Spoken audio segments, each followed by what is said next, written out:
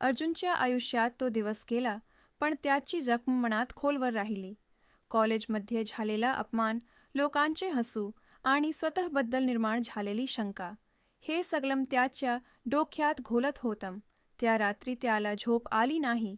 छताकडे पाहत तो एकच विचार करत होता, मी खरंच काहीच नाही का? पण त्याच क्षणी मनात दुसरा विचार आला, जर मी काहीच नाही तर मी काहीतरी होऊ शकतो. त्या दिवसापासून अर्जुन शांत झाला. तो कमी बोलू लागला, पण जास्त विचार करू लागला. लोक काय म्हणतात याकडे त्याने दुर्लक्ष करायला सुरुवात केली, कारण त्याला एक गोष्ट समजली होती, प्रत्येक मोठा बदल आधी मनात होतो. परिस्थिती तशीच होती. घरात अजूनही पैशाची अडचण होती. कॉलेजामध्ये अजूनही काही लोक त्याला कमी लेखत होते.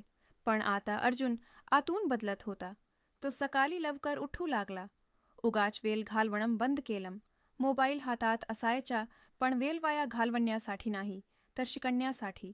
नवीन गोष्टी वाचणं, ऐकणं, समजून घेणं, हे सगळं त्याच्या सवयीचा भाग बनत होतं. तो स्वतःशीच म्हणायचा, आज नाही जमलं तरी चालेल, पण आज प्रयत्न झाला पाहिजे. पहिल्यांदा त्याने एका छोट्या संधीसाठी अर्ज केला. मनात खूप अपेक्षा होत्या. त्याला वाटलं यावेळी काहीतरी बदलेल. पण निकाल आला आणि पुन्हा नकार मिळाला. त्या दिवशी त्याला खूप वाईट वाटलं. काही क्षणांसाठी त्याला सगळं सोडून द्यावंसं वाटलं. पण लगेच त्याला एक गोष्ट जाणवली, अपयश वेदना देतं, पण तेच माणसाला मजबूत बनवतं.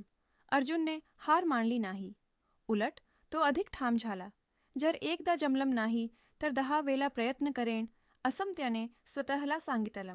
त्याने स्वतःवर विश्वास ठेवायला शिकायला सुरुवात केली. इतर लोक पुढे कुठे पोहोचले आहेत याकडे तो पाहत नव्हता.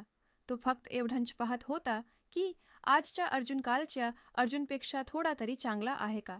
हळूहळू त्याच्या मेहनतीचे परिणाम दिसू लागले. विचार बदलले, आत्मविश्वास वाढू लागला. लोक अजूनही त्याला ओळखत नव्हते, पण अर्जुनला फरक पडत नव्हता, कारण त्याला माहीत होतं खरी लढाई लोकांशी नाही, स्वतःशी आहे. आणि ही लढाई जिंकली तर बाकी सगळं आपोआप जिंकलं जातं. एक दिवस त्याला पुन्हा एक संधी मिळाली. ही संधी मोठी नव्हती, पण खरी होती. यावेळी अर्जुन घाबरला नाही. त्याने मन लावून प्रयत्न केला. निकाल काय लागेल याचा विचार न करता त्याने आपलं सर्वस्व दिलं. आणि त्या दिवशी त्याला पहिल्यांदा जाणवलं, मी बदलतोय.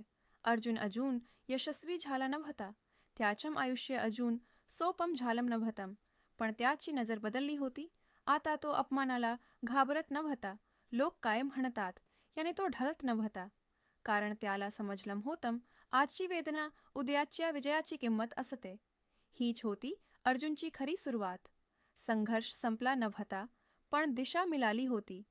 पुढे काय होईल, अर्जुन कुठे पोहोचेल, त्याचा संघर्ष त्याला काय शिकवेल, हे सगळं जाणून घेण्यासाठी पुढचा भाग नक्की पहा.